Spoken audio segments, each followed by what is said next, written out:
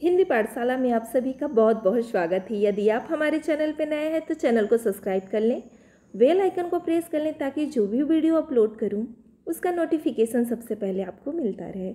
Video अच्छा लगे तो लाइक करना मत भूलें, आपकी लाइक ही हमारी एनर्जी है। आज मैं आपके सम्मुख मैथिली शरण गुप्त जी द्वारा रचित पंचवटी नामक कविता की व्याख्या लेकर उपस्थित हुई हूँ। पंचवटी नामक कविता की व्याख्या जानने से पूर्व उसके विषय में कुछ महत्वपूर्ण बातें हैं जिन्हें जानना अत्यंत आवश्यक है। पंचवटी दक्षिण भारत में गोदावरी नदी के तट पर स्थित है। यहीं पर श्री राम ने सीता और लक्ष्मण के साथ 14 वर्षों का वनवास काल व्यतीत किया, अर्थात 14 वर्षों का समय व्यतीत किए थे। यहाँ के प्राकृतिक सौंदर्य, लक्ष्मण की सेवा भावना का चित्र अनूठा है। अब इसकी पद पे विचार करेंगे। चारु चंद्र की चंचल किरणें खेल रही थी जलथल में, स्वच्छ चांदनी बिछी हुई है अवनी और अंबर तल में। एक एक कठिन शब्द की व्याख्या बताते हुए चलेंगे, आराम से चला जाएगा। कहा प्रस्तुत पद में मैथिली शरण गुप्त जी कहते हैं कि चारु चंद्र की चंचल किरणें। चारु का अर्थ होता है, चारु का क्या अर्थ होता है? चारु का अर्थ होता है सुंदर। लिखते हुए चलिए, सुंदर। चारु का क्या अर्थ होता है? सुंदर। यदि आप पेन कॉपी लेके ना बैठे हो तो वीडियो को पॉज करिए और पेन कॉपी लेकर रेडी हो जाइए। तो चारु चंद्र की चंचल किरणें, गुप्त जी कहते हैं कि चारु का अर्थ होता है सुंदर। सुंदर चंद्रमा की किरणें, सुंदर चंद्रमा की किरणें खेल रही हैं जल थल में। सुंदर चंद्रमा की किरणें जल और थल में क्या हुई है? फैली हुई है। खेल रही है कि क्या अर्थ है यहाँ? फैली हुई है। और कह रहे स्वच्छ चांदनी बिछी हुई है अवनी और अंबर तल में। तो अवनी का क्या अर्थ होता है? अवनी अर्थात पृथ्वी। अवनी का क्या अर्थ होता है? पृथ्वी। लिखते हुए चलिए, अवनी का क्या अर्थ होता है? पृथ्वी। भू धरा, पृथ्वी किसकी पर्यायवाची है? धरती की पर्यायवाची है। तो पृथ्वी और कह रहे हैं कि आकाश में, अंबर तल में अर्थात आकाश में स्वच्छ चांदनी क्या हुई है? बिछी हुई है। पृथ्वी और आकाश में स्वच्छ चांदनी बिछी हुई है। आगे कह रहे हैं पुलक प्रकट करती है धरती हरि तृणों की नोकों से, मानो झूम रहे हैं तरु भी मंद पवन की झोंकों से। पुलक, पुलक का अर्थ होता है प्रसन्नता या आनंद में रोमांचित। प्रसन्नता भी लिख सकते हैं, प्रसन्नता, अथवा ये भी लिख सकते हैं कि आनंदमय, आनंदमय, रोमांचित, दोनों अर्थ हो सकता है। तो पुलक प्रकट करती है धरती, धरती अर्थात पृथ्वी। कह रहे हैं कि हरी हरी घास की नोक ऐसी लगती है कि हरी तृणों की नोकों से। कभी मैथिली शरण गुप्त जी कहते हैं कि मानो पृथ्वी, धरती अर्थात पृथ्वी भी पुलक अर्थात हर्ष या आनंद प्रकट कर रही है हरी तृणों की नोकों से। यानी हरी हरी घास के, तृणों का अर्थ होता है तिनके या घास, नोकों अर्थात नोकों से ऐसे लगते कि मानो पृथ्वी भी क्या हो रही है? सुख से रोमांचित हो रही है अथवा आनंदित हो रही है। स्पष्ट हो गया होगा। आगे बढ़ते हैं। मानो झूम रहे हैं तरु भी। तरु का क्या अर्थ होता है? तरु अर्थात वृक्ष। तरु का क्या अर्थ होता है? वृक्ष। मानो, मानो झूम रहे हैं तरु भी पृथ्वी के सुख से रोमांचित हो रही है। वहाँ के सभी वृक्ष, तरु अर्थात सभी वृक्ष प्रसन्नता के कारण मंद मंद मंद पवन अर्थात वायु के झोंकों से अर्थात झोंकों से झूमते हुए प्रतीत हो रहे हैं। झूम रहे हैं अर्थात झूमते हुए से प्रतीत हो रहे हैं। पुनः इस लाइन की व्याख्या देख लीजिए। मानो झूम रहे हैं तरु भी, तरु अर्थात वृक्ष भी मंद मंद वायु के झोंकों से झूमते हुए, झूम रहे हैं, झूमते हुए से प्रतीत हो रहे हैं। और जिस पंक्ति में, कविता की पंक्ति में मनु मानो जनु जानु शब्द का प्रयोग आए तो वहाँ कौन सा अलंकार हो जाएगा? जी हाँ, उत्प्रेक्षा अलंकार हो जाएगा। तो इस कविता में भी कौन सा अलंकार होगा? उत्प्रेक्षा अलंकार होगा।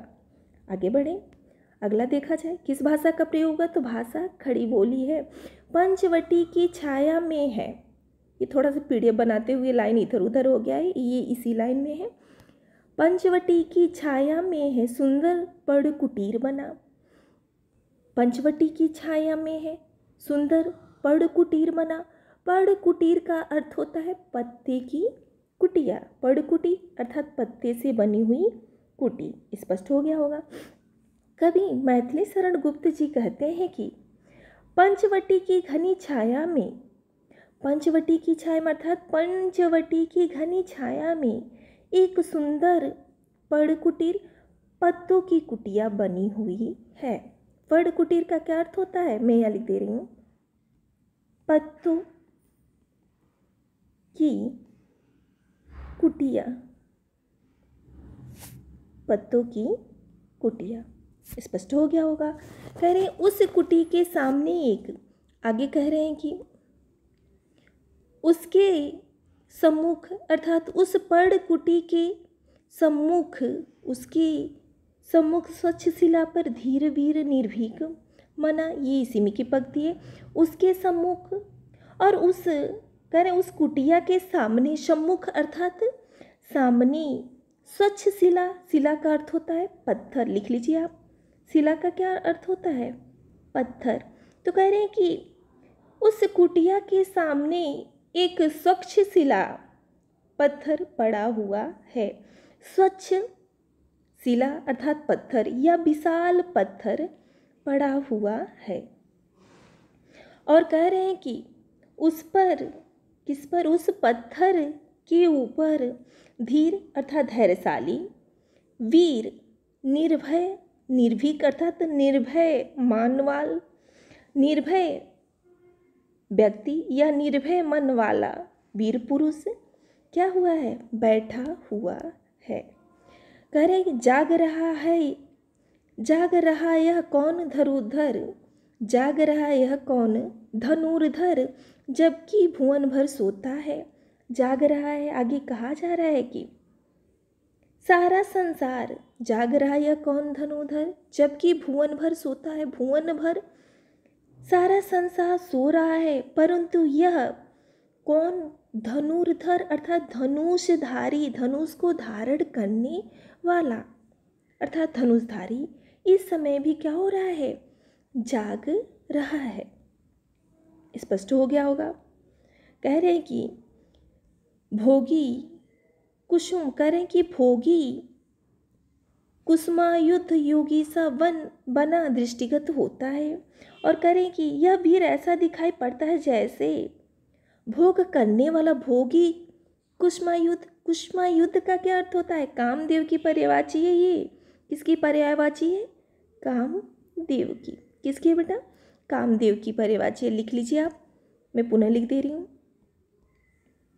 कामदेव की पर्यायवाची है। तो करें भोगी कुसुमायुध योगी सा अर्थात यह वीर ऐसा दिखाई पड़ता है जैसे भोग करने वाला कामदेव यहाँ योगी बनकर आ बैठा हो। योगी सा अर्थात योगी के समान या योगी सा या योगी बनकर बना दृष्टिगत होता है अर्थात के समान दिखाई देता है या दृष्टिगत होता है। स्पष्ट हो गया होगा। आगे बढ़ते हैं।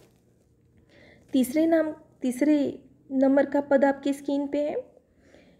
किस व्रत में है व्रती वीर यह निद्रा का यो त्याग किए, राजभोग के योग विपिन में बैठा आज विराग लिए। कह रहे हैं कि किस व्रत में है व्रती वीर यह, किस व्रत में है व्रती वीर यह निद्रा का यो त्याग किए। व्रती का अर्थ होता है, लिखते हुए चलिए, व्रत धारण करने वाला, व्रत धारण करने वाला। व्रती का क्या अर्थ होता है? व्रत धारण करने वाला। प्रस्तुत पद में मैथिली शरण गुप्त जी कहते हैं कि इस वीर पुरुष ने यह कौन सा व्रत धारण किया है, किस व्रत में यह व्रती वीर्य, किस व्रत में है व्रती वीर्य, अर्थात इस वीर पुरुष ने यह कौन सा व्रत धारण किया है जिसके कारण इस प्रकार निद्रा का यूँ त्याग किए, अर्थात इस प्रकार निद्रा का त्याग कर दिया है। आगे करें, राजभोग के योग विपिन में विपिन का क्या अर्थ होता है। विपिन शब्द ये आपको दिक्कत दे सकता है। वन या जंगल, हाँ पर्यायवाची शब्द है, जंगल का पर्यायवाची शब्द है, शायद आपको दिक्कत दे रहा होगा ये शब्द, तो किसका पर्यायवाची है, जंगल का है। तो कह रहे राजभोग के योग्य विपिन में, वन या जंगल की पर्यायवाची है विपिन। तो कह रहे हैं कि इस समय यह मैथिली शरण गुप्त जी कह रहे हैं कि यह तो राज्य के सुख की भोगने योग्य है।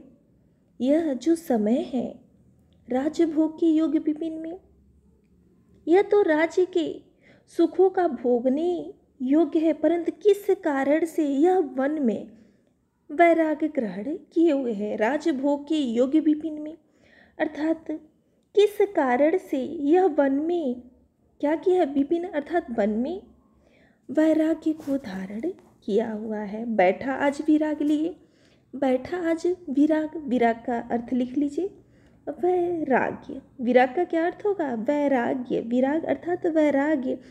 यह वन में वैराग्य ग्रहण किए हुए बैठा है। बना हुआ है प्रहरी जिसका, उस कुटीर में क्या धन है। बना हुआ है प्रहरी जिसका, उस कुटीर में क्या धन है। आगे कह रहे हैं कि पता नहीं उस कुटीर में अर्थात उस कुटिया में ऐसा कौन सा धन है जिसके लिए वो क्या बना हुआ है, प्रहरी बना हुआ, अर्थात रक्षक बना हुआ है।